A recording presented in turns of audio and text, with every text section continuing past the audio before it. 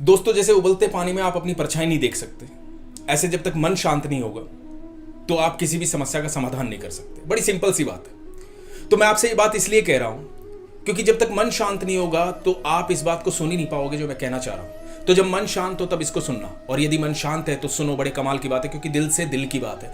मैं थोड़ा सा अपनी लाइफ के बारे में आपको बताता हूं। बात है जब मैं छोटा था, मैं हिंदू पैदा हुआ। उसके बाद थोड़ा सा समय बीता, कुछ मुस्लिम दोस्त थे, मदरसे ले जाने लगे। मैं मदरसे गया, काफ़ी अरसा मैंने वहाँ बिताया। उसके बाद थोड़ा और बड़ा हुआ, मेरे घर के बाजू में ही चर्च था, मैं चर्च जाने लगा। आप यकीन मानना, इतनी बार मैंने भगवत गीता नहीं पढ़ी है जितनी बार मैंने बाइबल पढ़ी। उसके बाद धीरे धीरे मुझे लगा कि शायद ईश्वर मुझसे कुछ और चाह रहा है, तो मैंने सबको पढ़ना स्टार्ट किया। बहुत सारी किताबें पढ़ी। बहुत सारी किताबें पढ़ने के बाद थोड़ा सा बड़ा हुआ। बड़ा होने के बाद बहुत सारे प्रश्न थे दिमाग में, खोजी था बचपन से, जानना चाहता था क्या है दुनिया, क्यों आया हूं मैं यहाँ, किस लिए आया हूं, कोई तो कारण होगा। ये जानते जानते जानते जानते लोगों से पूछते पूछते कि भगवान कौन है, दुनिया क्यों है, क्यों बनाई है, मैं क्यों आता हूँ, क्यों जाता हूँ, ये प्रश्न जो हमारे सबके मन में, ये प्रश्न मेरे भी मन में थे। मेरे मन में भी था, यार आदमी आता क्यों है और फिर जाता क्यों है? वो बनाता है, पैदा करता है, तो फिर मर क्यों जाता है? क्या कारण क्या है? ये सारे प्रश्न दिमाग में गूंज रहे थे। भगवान की बहुत भक्ति में लीन रहता था मैं। हनुमान जी का बहुत बड़ा भक्त था, आज भी हूँ, उनसे बड़ा प्यार है, मेरी मोहब्बत है मेरी। तो ये सब करते करते एक समय ऐसा आया जब मैंने सब कुछ त्याग दिया, सब कुछ छोड़ दिया, पूजा पाठ ईश्वर सब छोड़ दिया। जब सब छोड़ दिया तो पीरियड बड़ा ब्लैंक था। वो ऐसा पीरियड था जहां मुझे ये लगने लगा कि यार, जब मैं भगवान को मानता था, ईश्वर को मानता था, अल्लाह को मानता था, राम को मानता था, जीसस को मानता था, तो मेरे पास एक बात थी। बात ये थी कि कुछ नहीं होता था तो मैं जाके शिकायत कर देता था। मैं बोल देता था ये ठीक नहीं हो रहा है लाइफ में, ये आप गलत कर रहे हो मेरे साथ। तो मेरे पास एक साथी था जिसके साथ मैं खुशी और दुख सब शेयर करता था। लेकिन अभी जब मैं सबको मानना बंद कर दिया, सबको जानना बंद कर दिया, तो मेरे पास कोई साथी नहीं रहा, मैं अकेला पड़ गया। अब जब मैं अकेला पड़ गया तो मैं बड़ा परेशान हो गया, क्योंकि हर कर्म के लिए मैं खुद को दोषी ठहराने लगा। क्योंकि जीवन में कुछ नहीं हो रहा तो उसके लिए दोषी मैं हूं, क्योंकि ईश्वर को तो मैं मानता ही नहीं हूं, परमात्मा को तो मैं मानता ही नहीं हूं। जब ये सब दौर चल रहा था, पता नहीं कहां से इस प्रकृति ने एक कमाल किया। मेरे जीवन की अंतिम बुक मेरे पास आई, मेरे जीवन की अंतिम किताब जिसे वेदांत कहा जाता है। उसके बाद मैंने कुछ नहीं पढ़ा, और वो है श्रीमद् भगवत गीता। भगवत गीता पढ़ने के बाद दोस्तों, आप यकीन मानना, जीवन में इतना जबरदस्त चेंज आया, कमाल हो गया। मुझे लगा शायद मैं इतने सालों से हर जगह जा करके शायद इसी को ढूंढ रहा था, सच में। और वो तो वेदांत है, जहां वेदों का अंत होता है वहां भगवत गीता जन्म लेती है। वो तो स्वयं कृष्ण ने, स्वयं भगवान ने इस धरती पर आकर बोली है। कमाल तो तब हो गया जब मैंने उसे पहली बार पढ़ा और मुझे लगा ये हो क्या रहा है, ये सांख्य योग, कर्म योग, ये धर्म, ये तो समझ में ही नहीं आ रहा है। गीता के 2-3 अध्याय भी पूरे नहीं पढ़े थे और मेरे सर में दर्द होने लगा। मुझे लगा कि ये क्या हो रहा है यार।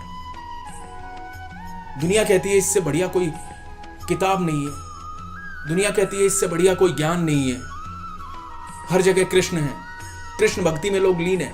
तो मुझे लगा ये भगवत गीता जो है ये तो सर में दर्द कर रही है यार, समझ में नहीं आ रही है। इतना सब कुछ पढ़ा, बाइबल भी पढ़ी, ये भी पढ़ा, वो भी पढ़ा, इसके बाद भी ये भी समझ में नहीं आ रही है।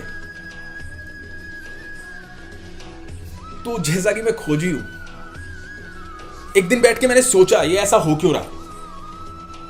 सोचा तो बड़ी कमाल की बात दिमाग में आया यार, ये भगवत गीता है, श्रीमद् भगवत गीता है। इस ज्ञान को देने के लिए अर्जुन को भगवान ने दिव्य दृष्टि दी थी, सद्बुद्धि दी थी। उसके बाद भगवत गीता बोली थी। मैं तो साधारण मनुष्य हूं, इसे कैसे समझूंगा? मैं तो आम आदमी हूं, भगवान की बातों को कैसे समझूंगा?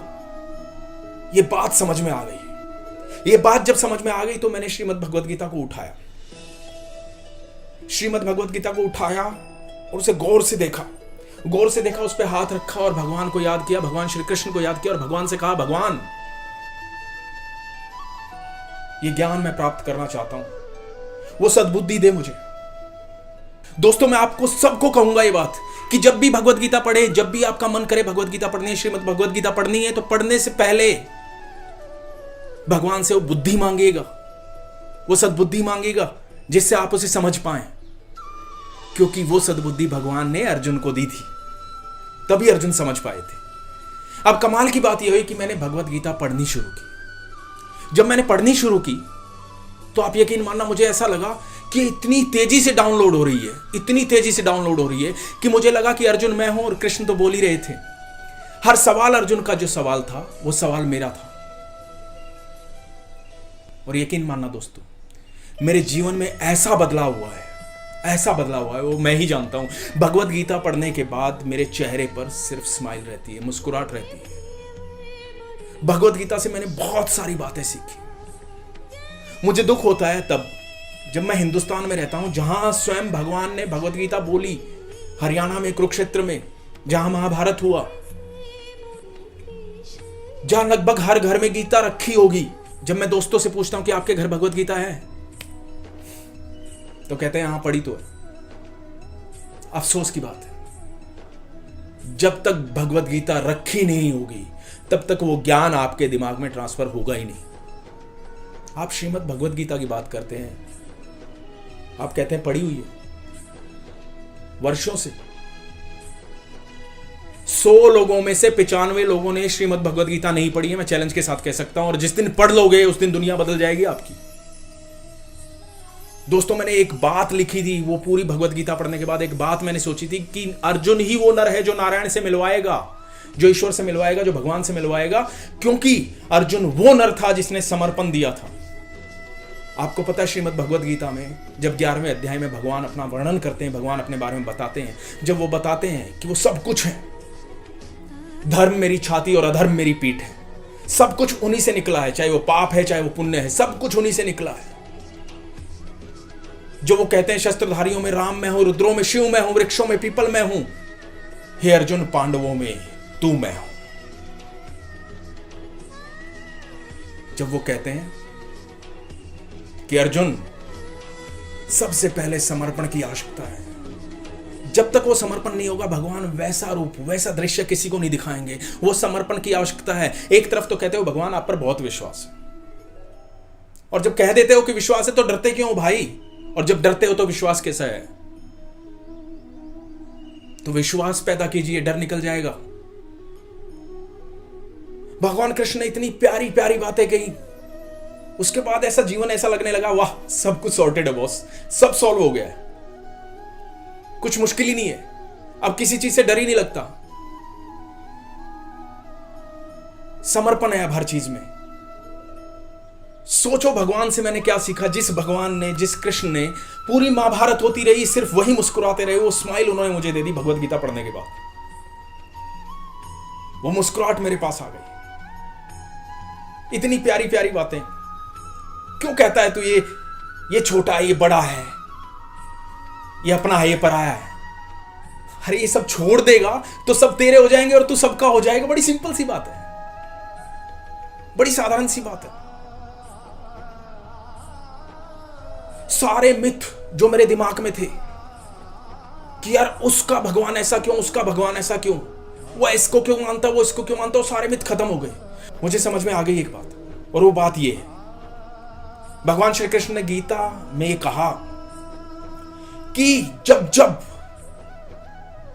जब धर्म की हानि होगी मैं अवतरित होऊंगा। यदा यदा ही धर्मस्य ग्लानिर्भवति भारत विद्यानम धर्मस्य तदात्मानं सृजाम्यहम्।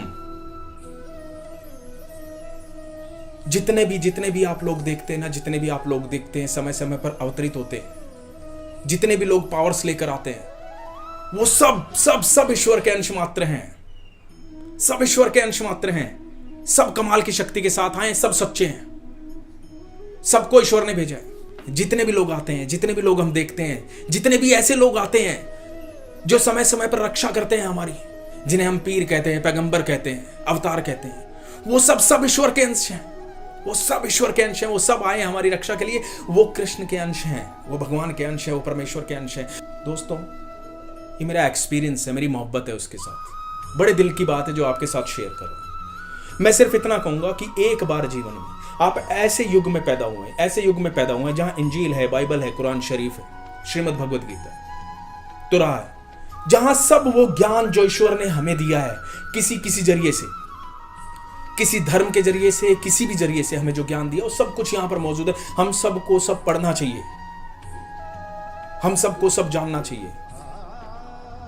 मैं चाहता हूं आप सब जानें, आप पढ़ें। उसके बाद देखना स्माइल है, स्माइल है। आप जब डिस्कनेक्ट हो जाओगे ना सब चीजों से, तब आप कनेक्ट हो जाओगे, और जब आप कनेक्ट हो जाओगे तो सारी चीजें आपकी हैं,